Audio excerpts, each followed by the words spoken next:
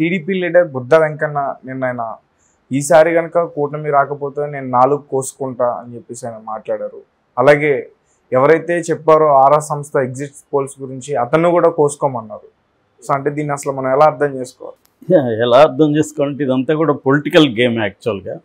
So యాక్చువల్గా ఏంటంటే ఆరా Mastan survey, మిగతా సర్వేలు దాదాపు 40 సర్వేలు వచ్చినాయని వాళ్ళే తెలుగుదేశం వాళ్ళే చెప్తున్నారు. ఎందుకంటే వాళ్ళు తయారు చేసిన ఒక సర్వే లిస్టు నా దగ్గర ఉంది. అందులో 40 సర్వేలు వాళ్ళు మొత్తం లిస్ట్ అవుట్ చేశారు తెలుగుదేశం వాళ్ళు. అందులో 35 తెలుగుదేశం కూటమి అధికారంలోకి వస్తుందని, ఓన్లీ 5 మాత్రమే వైసీపీ అధికారంలోకి వస్తుందని ఆ లిస్ట్లో ఉంది, వాళ్ళు చెప్పిన లిస్ట్లో. అయితే దీనికి ఆపోజిట్గా వైసీపీ వాళ్ళు ఒక లిస్టు తయారు చేశారు. అందులో 32 సర్వే రిజల్ట్స్ ఉన్నాయి. 32లో 28 వైసీపీకి, 8 తెలుగుదేశానికి అని వాళ్ళు చెప్తున్నారు. సో అంటే వీళ్ళు కొన్ని కప్పిపుచ్చారు, వీళ్ళు కొన్ని కప్పిపుచ్చారు. అవతల రావాల్సింది తమకు అనుకూలమైన సర్వే లిస్టు మాత్రమే ఇద్దరు కూడా ఇచ్చుకున్నారు. అంటే ఇద్దరూ కలిసి జనాల్ని ఏమారుస్తున్నారు, అంతే కదా. ఇన్ఫర్మేషన్ దాచిపెట్టి జనాల్ని ఏమార్చడానికి ట్రై చేస్తున్నారు. సో ఇది నేపథ్యం అర్థం చేసుకోవాలి. ఈ నేపథ్యంలో ఇప్పుడు వచ్చిన సర్వేల్లో కొంత అందరూ కూడా అడుగుతున్నది ఏమంటే, మిగతా వాళ్ళు కథ కదా, ఆరా సర్వే ఏముంది, ఆరా మస్తాన్ ఏం చెప్తున్నాడు అనేది అందరూ అడుగుతున్నారు. అంటే సడన్గా అతనికి మరి ఎందుకు పాపులారిటీ వచ్చిందో తెలియదు, కానీ మిగతా అన్ని సర్వేలలో కూడా లోకల్ సర్వేలు దేన్ని కూడా నమ్మని వాళ్ళు కూడా ఆరా చెప్తే మేము నమ్ముతాం అన్నట్టుగా కొద్దిగా క్రెడిబిలిటీ అయితే వచ్చింది. దాంతో ఆరా మస్తాన్ ఏం చెప్తున్నాడు, 94 నుంచి 104 వైసీపీకి, 71 నుంచి 81 తెలుగుదేశం కూటమికి అని చెబుతున్నాడు. పెద్ద డిఫరెన్స్ కూడా ఏం లేదు, పెద్ద డిఫరెన్స్ లేదు. కానీ ఆయన కాన్ఫిడెంట్గా 1 సీటు కూడా తగ్గదు, ఇంకా 10 పెరుగుతాయి వైసీపీకి కానీ తగ్గదు అనేది చాలా కాన్ఫిడెంట్గా చెప్తున్నాడు. దాంతోపాటు ఆయన వైసీపీలో దాదాపు 10 మంది మంత్రులు ఓడిపోతారన్నారు. నిన్న దాని మీద నేను స్పెషల్ వీడియో కూడా చేశాను. సో 10 మంది ముఖ్యమైన నాయకులు, మంత్రులు ఓడిపోతారని కూడా ఆయన లిస్టు కూడా చెప్పేశాడు. అంటే రోజా, అంబటి రాంబాబు, కొట్టు సత్యనారాయణ ఇలాంటి వాళ్ళ లిస్టు కూడా ఆయన ప్రకటించాడు. అట్లాగే తన సర్వే ఎలా చేశామో, తర్వాత సర్వేకి సంబంధించిన ఈ రిజల్ట్కి దారితీసిన పరిస్థితులు ఏంటి, ఇటు వైసీపీకి ఫేవర్గా ఉన్న అంశాలు ఏంటి, కూటమికి ఫేవర్గా ఉన్న అంశాలు ఏంటి, వైసీపీకి యాంటీగా ఉన్న అంశాలు ఏంటి, కూటమికి యాంటీగా ఉన్న అంశాలు ఏంటి, ఇవన్నీ కూడా ఆయన ఎప్పటి నుంచో, ఇప్పుడే కాదు ఎన్నికల అయిన తర్వాత నుంచి కూడా వివిధ ఛానల్లో ఆయన మాట్లాడుతున్నారు. నిన్న మొన్న కూడా డీటెయిల్గా ఆయన మాట్లాడారు. సో ఈ కాంటెక్స్ట్లో ఇప్పుడు తెలుగుదేశం వాళ్ళు ఏం చేస్తారంటే, ఇది ఒక ప్రభావం చూపించే అవకాశం ఉంది ఆరా మస్తాన్ సర్వే. దానివల్ల మిగతా సర్వేలను పక్కన పెట్టి తెలుగుదేశం వాళ్ళు ఆరా సర్వేని అటాక్ చేయడం మొదలుపెట్టారు. దీన్ని రకరకాల పద్ధతులు అటాక్ చేస్తున్నారు. మామూలుగానే తెలుగుదేశం మీడియా పవర్ ఏంటో మనకు తెలుసు. ఎందుకంటే మెయిన్ స్ట్రీమ్ మీడియాలో తెలుగుదేశాన్ని ఢీకొట్టే మీడియా ఇంకెవరి చేతుల్లో లేదు. జగన్కి సాక్షి ఉండొచ్చు, లేదా TV9 కానీ NTV కానీ సపోర్ట్ చేయొచ్చు, కానీ తెలుగుదేశంతో ఈక్వల్ కాదు అవి. వీళ్ళ పవర్ వేరు, వీళ్ళ వ్యవహారం వేరు, ఆ స్థాయి కాదు. సాక్షికి అంత సీన్ లేదు. ఈ రెండేమో అంత ఒక జ్యోతి, ఒక ఈనాడులాగా తెలుగుదేశంతో కొట్లాడు. ఏది TV9 కానీ NTV కానీ. సాక్షి కొట్లాడుతుంది కానీ దానికి శక్తి లేదు, కొట్లాడడానికి అది రెడీ, కానీ దానికి అంత శక్తి లేదు. సాక్షికి అంత పవర్ఫుల్ కాదు అది. కానీ ఈ రెండు పవర్ఫుల్లే, కానీ TV9, NTV ఇవేమో అంత కొద్దిగా బ్యాలెన్స్గా ఉండడానికే ట్రై చేస్తాయి. ఈ జ్యోతి, ఈనాడు, TV5, మహాన్యూస్ వీళ్ళు అసలు ఏ రకమైన మొహమాటాలు లేవు వాళ్ళకి. వాళ్ళు చంద్రబాబు కంటే కూడా చంద్రబాబు జగన్ని ఎలా చూస్తాడో అంతకంటే 10 రెట్లు ఎక్కువ ఎనిమిగా వీళ్ళు చూస్తారు, పర్సనల్గా తీసుకుంటారు వీళ్ళు. అట్లా ఈనాడు, TV9 కానీ NTV తీసుకోరు. అందువల్ల ఏం చేశారంటే ఆరా మస్తాన్ మీద ఒక యాంటీ క్యాంపెయిన్ స్టార్ట్ చేసింది తెలుగుదేశం. అంటే అమ్ముడు పోయాడని చెప్పి దాంట్లో ఒకటి ఏంటంటే, ఆరా వాళ్ళ భార్యకి సీట్ అడిగాడని జగన్ వెళ్ళి, ఆయన ఇప్పుడు కాదులే ఎలక్షన్ తర్వాత నేను ఏదో పదవి ఇస్తానని చెప్పాడని, అందుకని ఆరా ఈ పని చేశాడని ఒక ప్రచారం మొదలుపెట్టారు. రెండో ప్రచారం ఆర్ఆర్ 2014లో ఫెయిల్ అయ్యాడని అదొక ప్రచారం మొదలుపెట్టి దాన్ని వైరల్ చేస్తున్నారు. ఇప్పుడు ఈయన బుద్ధా వెంకన్న డైరెక్ట్గా ఒక ఛాలెంజ్ చేశాడు. అదేంటంటే ఇతను సర్వే కానీ కరెక్ట్ అయితే నేను 4 కోసుకుంటా, తప్పు అయితే నువ్వు 4 కోసుకుంటావా అనేది సర్వే ఆయన ఛాలెంజ్.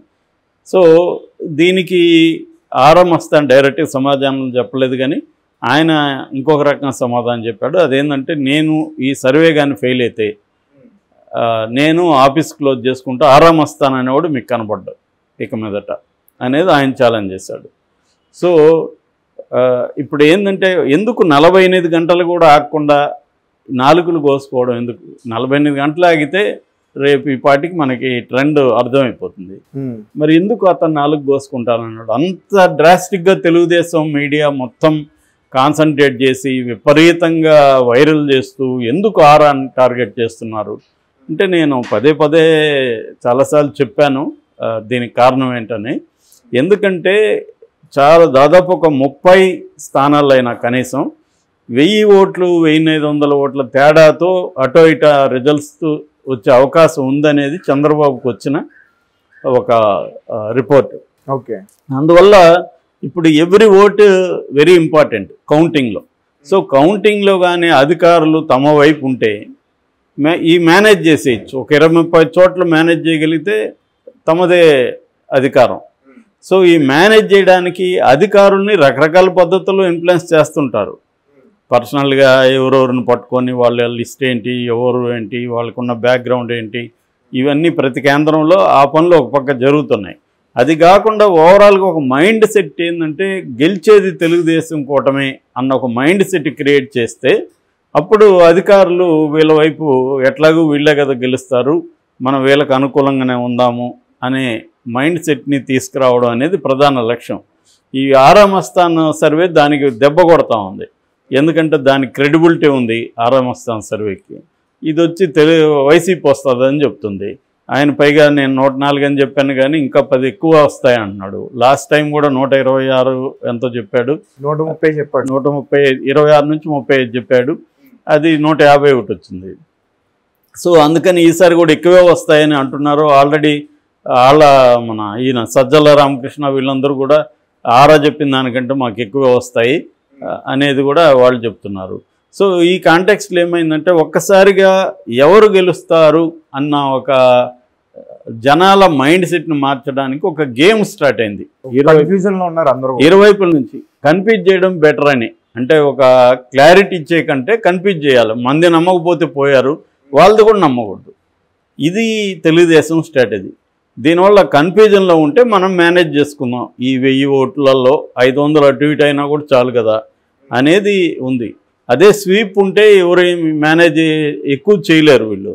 కానీ ఒక కొన్ని ఓట్లైనా ప్రతి రౌండ్కి కొన్ని ఓట్లైనా చేయగలిగితే ఒక నియోజకవర్గంలో మ్యానిపులేట్ చేయగలిగితే మనం గెలుస్తాం అనేది చంద్రబాబుకు ఉండే ప్లాను. చంద్రబాబు ఏంటంటే ఆయన ప్రజలు నమ్ముకోవడం కంటే కూడా వ్యవస్థల్ని మేనేజ్ చేయడం మీద ఆయనకి ఎక్కువ విశ్వాసం. ఎందుకంటే ఆయన పద్ధతి, ఆయన గ్రోత్ అంతా అదే.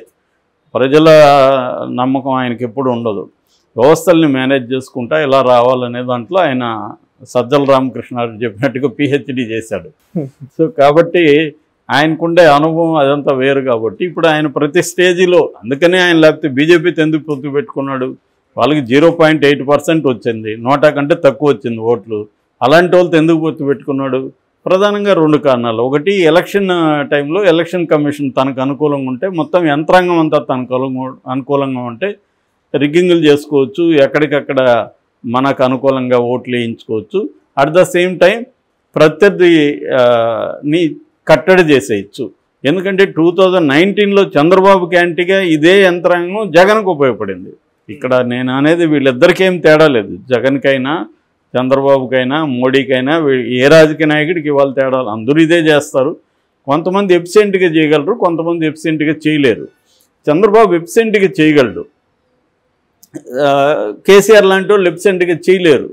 ఎందుకంటే కేసీఆర్కి ఈ వ్యవస్థల బలం లేదు. నిన్న కూడా చెప్పాను నేను, చంద్రబాబుకు ఉండే బలం ఏంటి? మీడియా బలం. మీడియా బలం ఇంకే నాయకుడికి కూడా లేదు ఇండియాలో.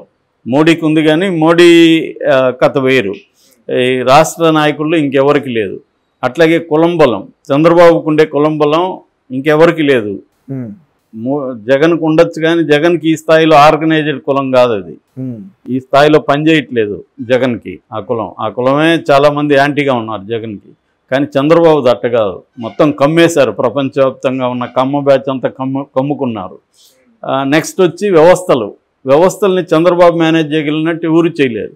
ఈ 3 వ్యవస్థలు, కులము, మీడియా, ఈ 3 కాకుండా ఆర్గనైజేషన్ కూడా చాలా స్ట్రాంగ్గా ఉంటుంది చంద్రబాబుకి. పార్టీ నిర్మాణం ఉంది కదా, అది కూడా వెరీ వెరీ స్ట్రాంగ్గా ఉంటుంది.